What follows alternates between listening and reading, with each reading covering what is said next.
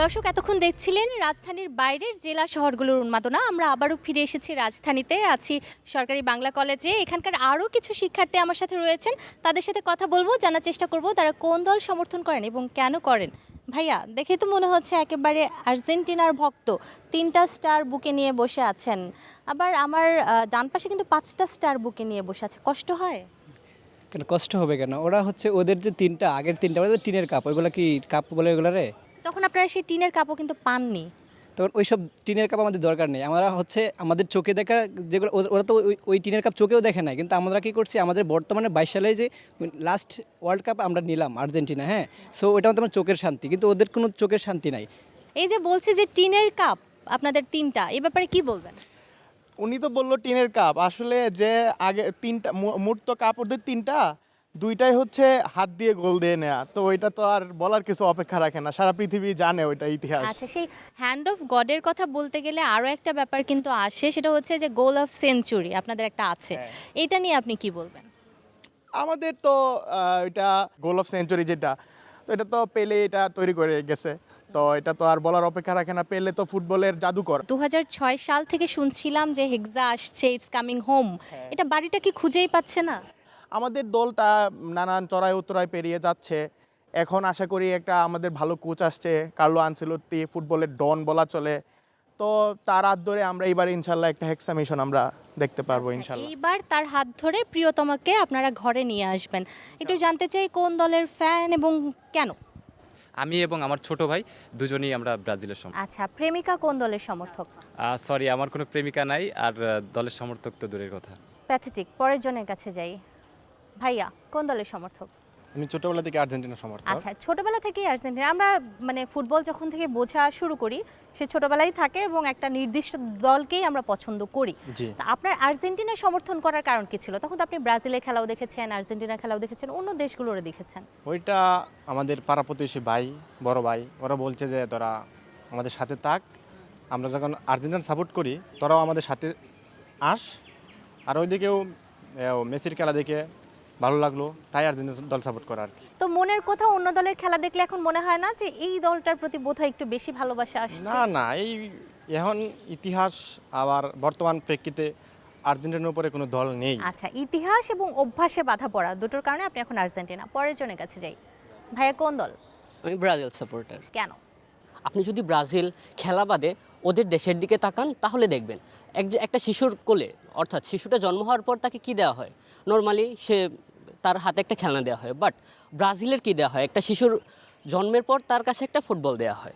সে ছোটোবেলা থেকে ফুটবল নিয়ে খেলতে খেলতে বড় হয় এবং সে যেই ফুটবলের প্রতি একটা শিল্প তৈরি করতেছে এবং পুরো বিশ্বের সামনে সে উপস্থাপন করতেছে। আপনি একটু খেয়াল করে দেখবেন, যদি আপনি ব্রাজিলের খেলোয়াড়দের দিকে তাকান কি হবে?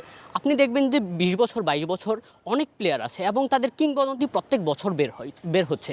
দেখেন, এর আগের বার সবচেয়ে বেশি পারফরমেন্স যদি ধরেন আপনি রিচার্লিসন, রাইট? এবার কিন্তু রিচার্লিসন নেই, কিন্তু রিচার্লিসনের ভূমিকা কিন্তু পালন করছে কুনিয়া, নাম্বার 9, রাইট? এবং আপনি যদি দেখেন ব্রাজিলের অর্থাৎ একজন রাজত্ব করছে না, যেটা হচ্ছে যে আর্জেন্টিনা করছে। দেখেন, আপনি আর্জেন্টিনার গোলগুলো দেখেন, সবগুলো গোল ম্যাক্সিমাম হচ্ছে যে মেসির গোল, একটা মেবি আলভারাজ ওনার গোল। সো যে আর্জেন্টিনার যে একচাটিয়া, অর্থাৎ যে একজনের উপর ডিপেন্ডেন্সি, সেটা বেড়ে যাচ্ছে। অ্যাট দ্য সেম টাইম আপনি যদি ব্রাজিলের দিকে তাকান দেখবেন ক্যাসিমিরো গোল করছে, ভিনিসিয়াস গোল করছে, কুনিয়া গোল করছে, মানে আচ্ছা, সকলেই আপনি মিলে গোল বলছেন যে করছে। আপনার দলে অনেক সব প্লেয়ারই স্টার প্লেয়ার এবং সবাই ভালো খেলে। আর্জেন্টিনার ক্ষেত্রে একজনকে ভিত্তি করেই তারা খেলাটা খেলে। ম্যাক্সিমাম সময় 2022 সালে আপনাদের বেঞ্চ টিমও একটা ওয়ার্ল্ড কাপ বাড়ি নিয়ে যাওয়ার মতো অবস্থা ছিল, আপনারা Obviously. বলেছেন। তা আপনাদের মাঠের টিমও সেটা নিয়ে যেতে পারেনি। হ্যাঁ। এবং জাপানের সাথে খেলাটার পরে আপনার কি আসলেই মনে হচ্ছে যে আপনার দল ফাইনালে যাওয়ার জন্য প্রস্তুত? আমার মনে হয় যে ফুটবল খেলাটাতে শুধু খেলা বা স্কিল, সেটার পাশাপাশি লাকও ফেভার করতে হয়।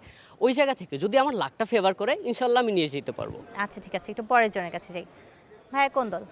আমি আর্জেন্টিনার সমর্থক। আচ্ছা, ব্রাজিলের কথা শুনছিলেন, সেই জায়গা থেকে আপনার কি বলার থাকতে পারে? আমাদের আর্জেন্টিনা যে পুরো টিমটা আছে, তারা আপনি খেয়াল করে দেখবেন যে পুরো আর্জেন্টিনা খেলেই শুধু মেসির জন্য। মানে মেসি আমাদের ট্রফি, আর মেসির হাতে ট্রফি দেখাটা আমাদের দীর্ঘদিনের স্বপ্ন ছিল, সেটা গত বিশ্বকাপে আমরা দেখতে পারছি। তো এই জন্য কি এই বিশ্বকাপে আপনারা একটু কম চাপে আছেন? অবশ্যই আমাদের তো আর টেনশন নাই। আচ্ছা, একটু এপাশে যাব, ভাইয়া জানতে চাই কোন দল সমর্থন করেন, কেন করেন? তারপর আমি ফ্রান্স টিম সাপোর্ট করি। আমি খুবই ভালো একটা দল এবং এই হ্যাঁ, বিশ্বকাপে একদম- ফ্রান্স খুবই ভালো খেলছে। একদম ব্যালেন্স টিম, হার্ড টিম। আর ফ্রান্সের সব প্লেয়ারগুলো একবার স্টার প্লেয়ার। যে এইবার বিশ্বকাপের সর্বোচ্চ গোলের তো এখনো অনেক দেরি এই হিসেব নিকেশের, কিন্তু এমবাপ্পে কি এগিয়ে থাকবে মেসির থেকে? বা হ্যাঁ, অবশ্যই এমবাপ্পে এগিয়ে থাকবে। এমবাপ্পির 6টা গোল, মেসিরও 6টা গোল। আমি আশাবাদী যে এমবাপ্পে এগিয়ে থাকবে। আচ্ছা ঠিক আছে, একটু পরের জনের কাছে যাই। হ্যাঁ, কোন দলের সমর্থক? আর্জেন্টিনা। কেন? আচ্ছা, আমি মনে করি যে অ্যাজ এ জেনজি হিসেবে আমাদের আর্জেন্টিনাকে বেশিরভাগ সমর্থন করা উচিত বা এবং আপনি আমি বলছেন যে জেনজি হিসেবে হ্যাঁ, হ্যাঁ। আর্জেন্টিনাকেই সমর্থন করা উচিত, হ্যাঁ। এটা কিন্তু একটা বড় কথা, এটাকে আপনাকে মানে ডিফেন্ড করতে হবে যে কেন? অবশ্যই অবশ্যই কেন আপনি দেখেন 2006 সাল বা 2002 এর আগে দেখেন বিশ্বের মধ্যে একটা মহাতারকার একটা শূন্যস্থান গ্যাপ ছিল। সেই শূন্যস্থান গ্যাপটা আবির্ভূত হয়েছে মেসির মাধ্যমেই এবং সেই মেসিটা সেই শূন্যস্থানটা অনেক বেশি পূর্ণতা দিয়েছে 2022 সালের মাধ্যমে। রোনালদোর কথাও তো এখানে চলে আসে তখন। আসলে আপনি দেখেন মেসি খুব রেয়ার একটা প্লেয়ার। আর আপনি রোনালদো দেখেন রেয়ার নয়। অবশ্যই না, আমি এই জায়গায় মানবই না। কেন বলতেছি, আপনি দেখেন ক্লাব ফুটবল বা হচ্ছে আধুনিক ফুটবলের সব বিভাগেই যদি দেখেন মেসিকে কেউ এখন পর্যন্ত ছাড়িয়ে যেতে পারে নাই এবং পারবেও না আমার বিশ্বাস আর কি। এবং আপনি সেই যদি ক্রাইটেরিয়া কি কি, মানে আপনি যে বলছেন ছাড়িয়ে যেতে পারেনি, কি কি দেখে আপনার আপনি মনে দেখেন হচ্ছে অ্যাসিস্টের পারেনি? সংখ্যা দেখেন, ক্লাব ফুটবলে অর্জন দেখেন, দলীয়গত যদি যেই ব্যালেন্সের কথা যদি বলি, আপনি রোনালদো কতটুকু পর্তুগালকে ব্যালেন্স করতে পারছে বা মোটিভেট করতে পারছে, কিন্তু সেই তুলনায় মেসিকে দেখবেন আপনি পুরা দল মেসির কারণে আসলে আচ্ছা, সেই 2022 দায়টা কি বিশ্বকাপটা আপনি আসলে রোনালদোকে দিবেন নাকি রোনালদোর সতীর্থদের দিবেন? হতে পারে। এখন তো হচ্ছে এটা দুই দিক থেকে আসতে পারে। এখন কেউ বলছে আসলে রোনালদোর কারণে হচ্ছে, আবার কেউ বলছে আবার এটা হচ্ছে তার সতীর্থদের কারণে হচ্ছে। এটা আসলে বিতর্কিত একটা বিষয়। শোনা আমার হয়েছে মনে যে হয় তাহলে কথাটা হবে যে এজ এ আর্জেন্টাইন ফ্যান আপনার হ্যাঁ, কাছে মেসি সেরা। পরের মেসি জনের কাছে যাব। জি ধন্যবাদ। ভাইয়া কোন দলের সমর্থক? আমি পর্তুগাল সাপোর্ট। আচ্ছা, পর্তুগাল সমর্থন করেন কেন? মানে পর্তুগালের সমর্থনে আসার জন্য রোনালদো ছাড়া কি আর কোনো কারণ হতে পারে? আমি মনে করি পর্তুগালকে সাপোর্ট করার জন্য রোনালদো ছাড়া আর কোনো ওয়েই নেই, কারণ রোনালদো একটা অবসেশন আমাদের জন্য। বাট আমরা এখন কারেন্টলি দেখতে পারতেছি ওয়ার্ল্ডের বেস্ট মিডফিল্ডার, তারপরে ক্যান্সেলো, রাফা লেয়াও সব স্টার প্লেয়াররা আমাদের টিমে থাকার সত্ত্বেও আমরা তেমন একটা পারফরমেন্স দিতে পারতেছি না। আমরা চাই না অথবা আবার চাই বিশ্বকাপ, এর থেকে বেশি চাই হচ্ছে আমাদের গড, আমাদের দ্য মিথ ভালো খেলুক, প্রতি ম্যাচ স্কোর করুক, একটা ভালো রেটিং নিয়ে ম্যাচ থেকে শেষ করুক। কিন্তু এই যে সারা জীবন ইতিহাসের পাতায় ট্রফিলেস কিং হিসেবে থেকে যাওয়া একটা স্টার কি আপনাদের বুকের বাপাশে বা মাঝখানে লাগাতে ইচ্ছে করে না? অবশ্যই করে আমাদের ইচ্ছে, বাট এমন এমন টিম রয়েছে যেমন ফ্রান্স, আর্জেন্টিনা, ব্রাজিল, ওদের তাহলে আর্জেন্টিনাকে আপনি ফেভারিট মানছেন? জি। আচ্ছা, পরের জনের কাছে চলে যায়। ভাইয়া কোন দলের সমর্থক? আমি আর্জেন্টিনা সাপোর্টার। আচ্ছা, কেন? দেখেন আমাদের এখানে আমার প্রতিপক্ষ বড় ভাই ব্রাজিল সাপোর্টার, উনি আগেই বলছিল যে আমাদের 5টা স্টার আছে।